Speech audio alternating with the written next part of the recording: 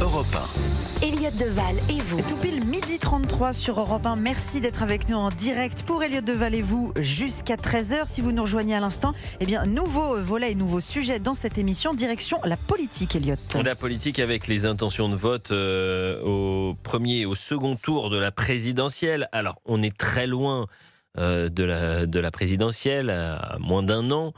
C'est une photographie de l'instant, mais les sondages se succèdent et se ressemblent pour le second tour. Le premier tour, il y a des dynamiques qui sont en train de changer, et notamment la dynamique Jean-Luc Mélenchon, qui est aux portes du second tour. Ça va être comme d'habitude. Très tôt dans la campagne. Plus tôt que d'habitude. Bien sûr. Plus tôt que d'habitude. Très inquiétant. Il parle plus bas. La remontada de Jean-Luc Mélenchon. Mais ce qui est intéressant, c'est de voir les intentions de vote au second tour. Et là, j'ai un sondage Harris Interactive, parce que c'est un samedi très politique. Ah oui. Puisque Gabriel Attal tient son premier meeting À 14h. À 14h. Et je regardais donc ce sondage Harris Interactive. Jordan Bardella face à Édouard Philippe. Bardella vainqueur, 54-46. Jordan Bardella face à Gabriel Attal. Bardella vainqueur, 57-43. Jordan Bardella face à Jean-Luc Mélenchon. Bardella vainqueur, 68-32. Et cette dynamique est peu ou prou la même si c'est Marine Le Pen. Marine Le Pen face à Édouard Philippe. Marine Le Pen l'emporte, 52-48. Marine Le Pen, Gabriel Attal, Marine Le Pen l'emporte, 54-46. Et c'est 67-33, Marine Le Pen, Jean-Luc Mélenchon. Comment vous décodez, vous les deux journalistes politiques que vous êtes, cette photographie de l'instant? C'est toujours important de rappeler ça. Jules Torres d'abord. Que peu importe le candidat du Rassemblement national, dont on connaîtra l'identité le 7 juillet à l'issue du procès des assistants parlementaires du Front National, parce que Marine Le Pen est évidemment possiblement empêchée de candidater si elle est condamnée à une peine d'inéligibilité, eh bien les électeurs n'en ont pas grand-chose à faire. C'est-à-dire que peu importe que ce soit Marine Le Pen, que ce soit Jordan Bardella, les électeurs du RN, eh bien ils se disent que de toute manière, leurs idées seront représentées dans cette élection présidentielle et ils ont confiance. Donc c'est vrai qu'on a un petit peu, pas ici, mais il y a beaucoup de débats parisiens pour dire qu'il y a une différence de ligne entre Marine Le Pen et Jordan Bardella, que possiblement il y aurait de la friture dans leur relation, que possiblement la candidature de Marine Le Pen serait plus solide que celle de Jordan Bardella, le serait moins parce qu'il est jeune, parce qu'il a moins d'expérience qu'elle. Et en réalité, eh bien, on voit que les électeurs n'en ont pas grand-chose à faire, que s'ils se présentaient, eh bien, il y aurait sensiblement les mêmes scores, que ce soit au premier ou au deuxième tour. Et ça, c'est quand même une nouveauté, puisque Marine Le Pen, en 2022, lors de l'élection présidentielle, elle avait eu aucun sondage où elle était donnée vainqueur au second tour. Au second tour. Là, c'est une vraie bascule, puisque dans toutes les configurations possible, elle est donnée vainqueur, et Jordan Bardella l'est aussi. Rendez-vous compte quand même, c'est quasiment inimaginable. Il a même pas 30 ans. C'est quelque chose d'assez historique, dans le sens où c'est jamais arrivé qu'un aussi jeune candidat à l'élection présidentielle soit donné dans autant de configurations à l'Élysée. Le chef du service politique de Valeurs Actuelles, que répond-il à Jules Torres? Si on se place du point de vue du bloc central, c'est extrêmement inquiétant. Quand on prend les sondages d'Édouard Philippe au second tour, l'une des seules flèches qu'a Édouard Philippe dans son arc politique, c'est de dire finalement je suis le mieux placé pour l'emporter face au Rassemblement national. Ce qui a été vrai pendant un moment. C'est-à-dire qu'Édouard Philippe était soit à 50%, soit à 51, 49%. Donc il était donné vainqueur. Oui, mais c'était à l'époque où il parlait peu. Et plus il parle, plus il perd des points. Mais je suis bien d'accord, ce qui est très inquiétant pour lui. Mais si Édouard Philippe, et évidemment Gabriel Attal aussi, mais si Édouard Philippe perd cet argument de dire « je suis le seul qui peut l'emporter face au RN », ça change beaucoup de choses dès le premier tour. Beaucoup de choses. C'est-à-dire que l'intérêt d'une candidature d'Édouard Philippe perd énormément en poids. Et pourquoi on voit la gauche remonter? Pourquoi on voit Jean-Luc Mélenchon déjà en posture d'arriver au second tour? C'est-à-dire que la question du vote utile, qui d'habitude se fait à 1 mois, 3 semaines du premier tour, quand les dynamiques sont en train d'être enclenchées, aujourd'hui le vote utile, il a déjà lieu dès aujourd'hui, à 1 an du premier tour. Parce que les écarts sont tellement faibles, le seuil d'accès au second tour est tellement faible, qu'en réalité, vous avez déjà des dynamiques qui évoluent à gauche. C'est-à-dire que dès aujourd'hui, vous avez des électeurs de gauche qui se disent « mais Édouard Philippe est tellement faible, Gabriel Attal est tellement faible, Édouard Philippe est tellement faible au second tour qu'il y a une réelle chance d'avoir Jean-Luc Mélenchon au second tour ».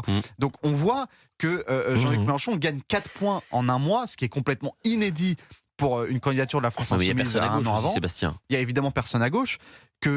Honnêtement, je suis dans les baskets d'Édouard Philippe ou du Bloc Central aujourd'hui, je suis très inquiet. Hein. Mais alors la dynamique est différente pour Gabriel Attal que pour Édouard Philippe. Édouard Philippe, il prend la parole, il perd des points. Gabriel Attal, il lance sa campagne depuis une dizaine de jours. Mais personne n'en parle. Il en gagne. Non, c'est pas vrai pour le coup.